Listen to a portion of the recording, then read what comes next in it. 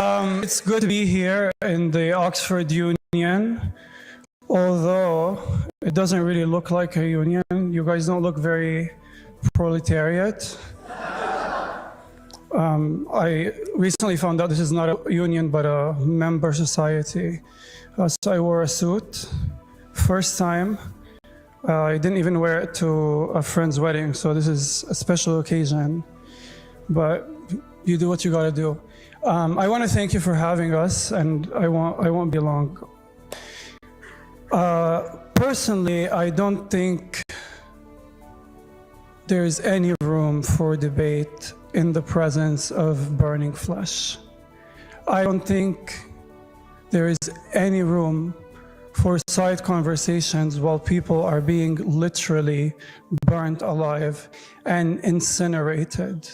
And the mere notion that we can sit here and ponder and pontificate about a real live stream genocide happening in real time is so arrogant, it's so insensitive, it's so cruel, and it's absurd. The question is, what more do we all need to see to be convinced that this is a genocidal regime waging a genocidal war?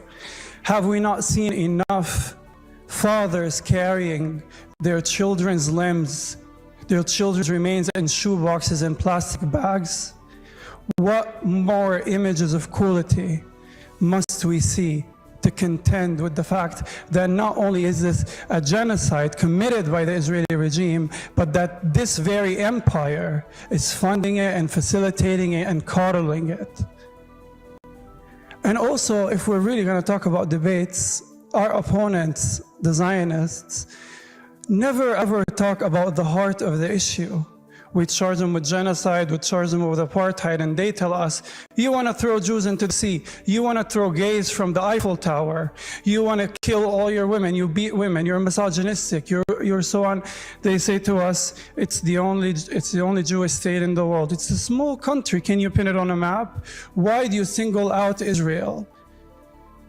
They tell us, if the Palestinians lay down their weapons, there would be peace, but if we lay down our weapons, we would be killed.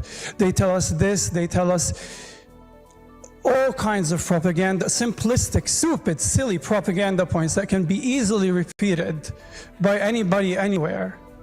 But all of these talking points are not new. They haven't even invented them. They are recycled colonial talking points. We heard them from white Afrikaners. We heard them from in Rhodesia. We heard them all over the world from white supremacists when slavery was getting abolished, when Jim Crow was getting abolished. What happens to the settlers? What happens to the slave owners? What happens to the prison guards? We hear these arguments over and over again, and their arguments to us are always about hypotheticals, about what could possibly happen in the near future. It's about sentiment, about what I feel inside my heart, what I may say about my language, about the offensive things I say. It's never about the material policy-backed systemic things that the Israeli country of genocide commits. The policy-backed discrimination, subjugation, police brutality, ethnic cleansing, dispossession, land theft, decapitation of children. We have seen in the past year children hanging, their limbs hanging from ceiling fans. We have seen brothers carrying their siblings in their backpacks, walking around for miles on end.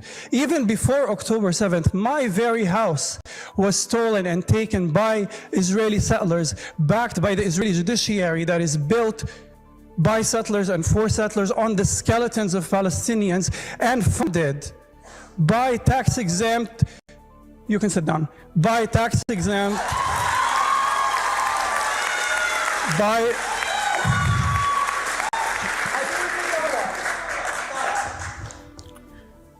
tax-exempt, you can sit down also. You can also sit down.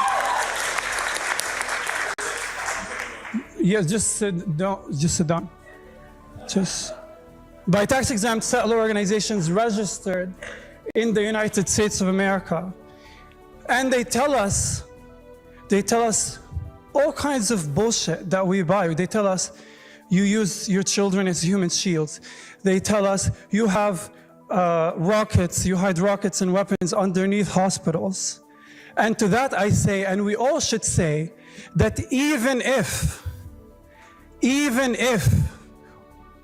Hamas was using people as human shields, which they do not, even if that still does not give you the excuse to kill civilians, even if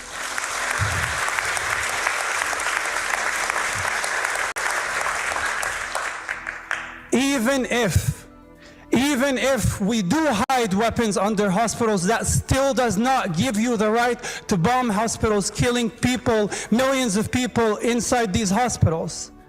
This is not, can you please sit down?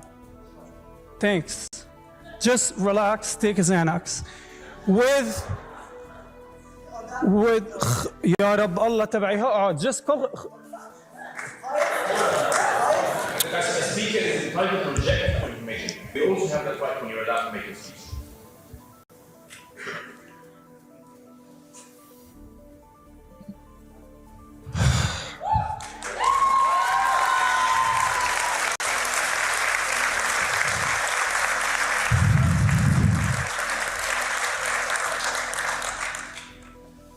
There is nothing, there is absolutely nothing that the Palestinian people can do that justifies genocide.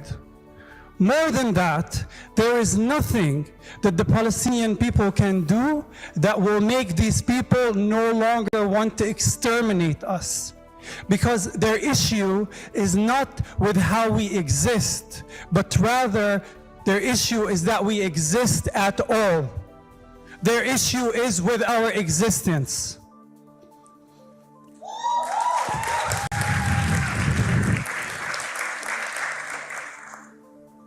If this motion passes today, it means that this body is catching up to the moral clarity of the global majority, and it is about time and 70 years too late.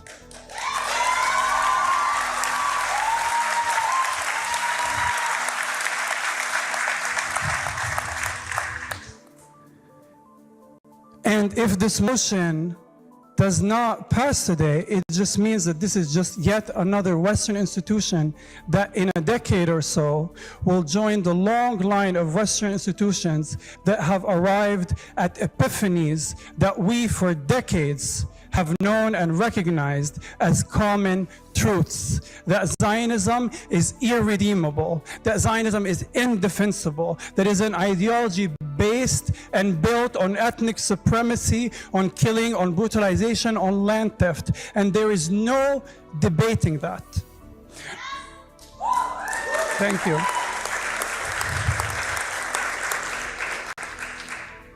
Thank you. Now, I have to be honest, I was eager to do this event, to say this very message, merely because I get to wear a suit. But, you know, I think discourse and narrative wars are all fine and good. They're great. But in addition to that, we need to be asking ourselves, what kind of political organizing are we engaged in? What kind of material action are we taking? What kind of direct action are we taking? There is a lot of work to do. Now is not the time to debate. It is time to end genocide. I don't need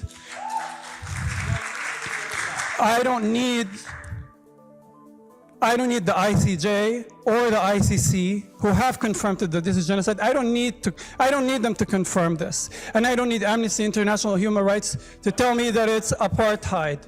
What I need is for you to shut up.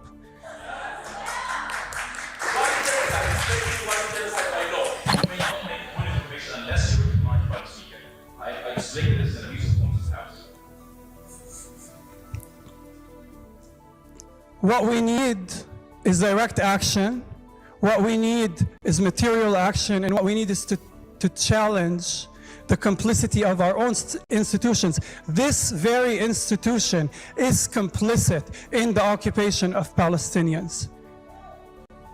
Now, You know, in the past few, like in the last 2 days, I was informed that a new speaker was added to the opposition, if you can call them that.